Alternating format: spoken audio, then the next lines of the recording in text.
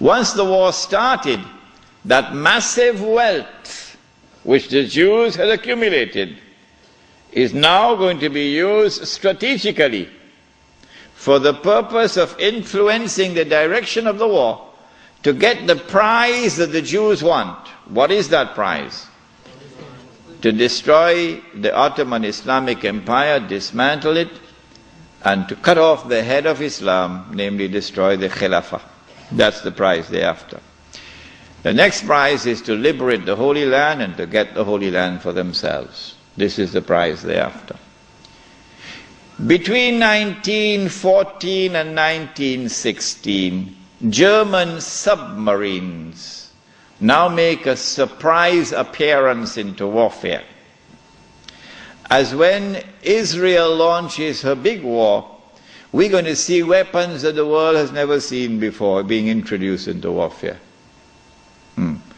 When the German submarine entered into the war, it tipped the scales on the side of Germany, and by 1916 Britain was on the verge of defeat. German submarines had surrounded and marooned the island of Britain. The French government had fallen, and Germany had occupied France, and Britain was on her knees. This is the moment that the Jews were waiting for. Now the Czech is going to talk. It's called financial diplomacy. The Jews, this is the German Jews, went to the British government and said, let's make a deal.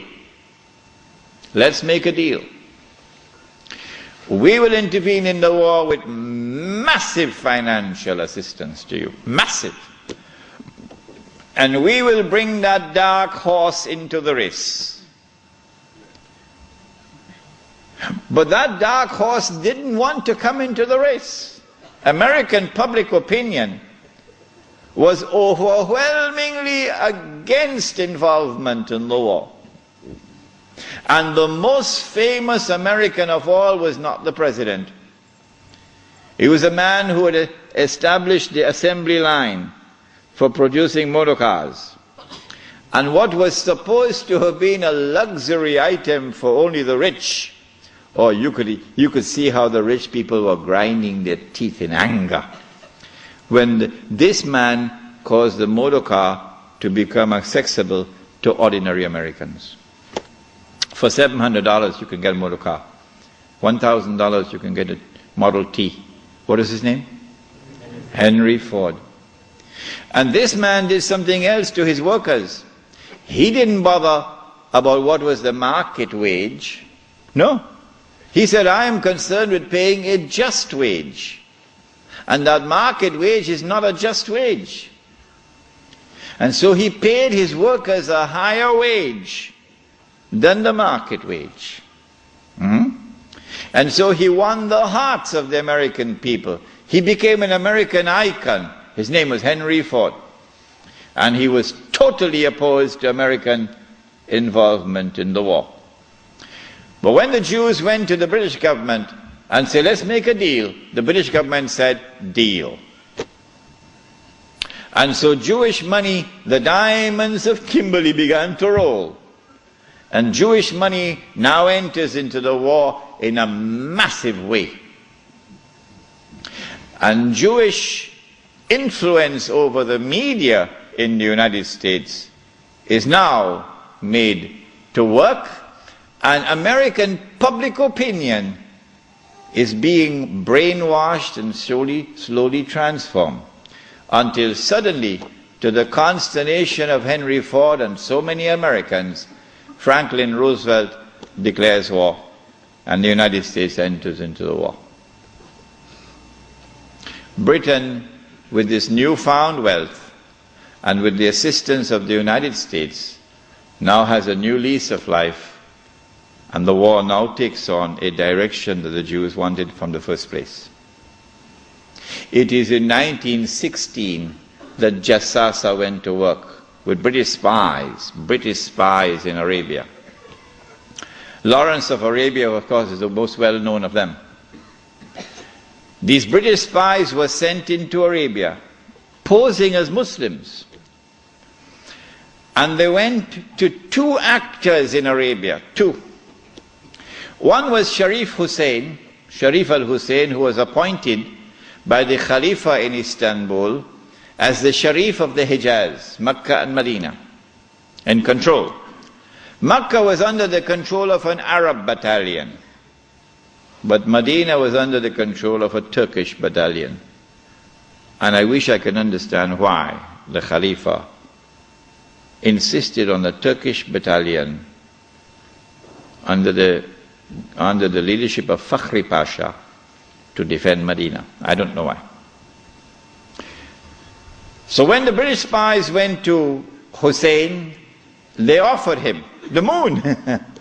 They offered him the moon.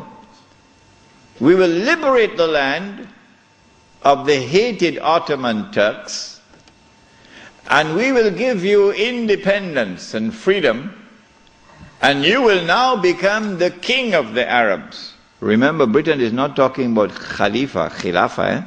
No, we'll make you the king of the Arabs. And we also prepared to offer you a little, you know what, just £7 million. Huh? £7 million at that time is what Bill Gates has now. Sharif Hussein, the great-great-grandfather of Abdullah in Jordan now, then betrayed the Prophet Muhammad ﷺ, betrayed 1400 years of history of this ummah, violated the plain and clear command of Allah subhanahu wa ta'ala in the Quran in Suratul Ma'idah, in which He commanded us, Ya ayyuhalladhina amanu la tattakhizul yahuda wan nasara awliya. Do not take the Jews and do not take the Christians as your awliya. Do not establish an alliance with them in which you become dependent upon them and subservient to them. Do not do that, says Allah. بَعْدُهُمْ أَوْلِيَاءُ بَعْضٍ. They are protecting friends of each other. وَمَنْ يَتَوَلَّهُمْ مِنْكُمْ فَإِنَّهُ مِنْهُمْ. Whosoever from amongst you turn to them for that kind of an alliance, you no longer belong to this ummah, you've now joined them. Inna Allah la yahdi al-qawm al-zalimin. Surely Allah will never provide guidance for a people who commit such an atrocious act of wrongdoing. And this is precisely what Sharif Hussein did, and what all his descendants from that day to this day have been doing. But the chickens are coming home to roost now for Abdullah. And the chickens are coming home to roost for Abdullah. When Mr. Bush attacks Iraq, then you're going to see Abdullah's suitcases at work. Yeah.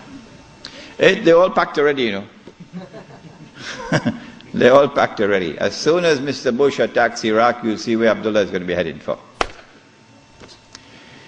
Sharif Hussein now accepts 7 million sterling pounds and enters into a military alliance with Britain and declares himself independent of the Ottoman Khalifa. Once the Khilafah in Istanbul had lost control of Mecca and Medina, had lost control of the Haramain, had lost control of the Hajj, you pull the carpet, you pull the rug from underneath the feet of the Khalifa. His Khilafah is now losing legitimacy. Can anyone be Khalifa? Can you appoint a Khalifa here in downtown Lakemba? Can Mullah Umar have been recognized as the Khalifa? No, why not? Because when the Hajj comes, Amirul Mu'mineen Mullah Umar will have to apply for a Saudi visa to perform the Hajj. Huh? And if the Saudis reject the visa, the Khalifa can't perform the Hajj. Alright?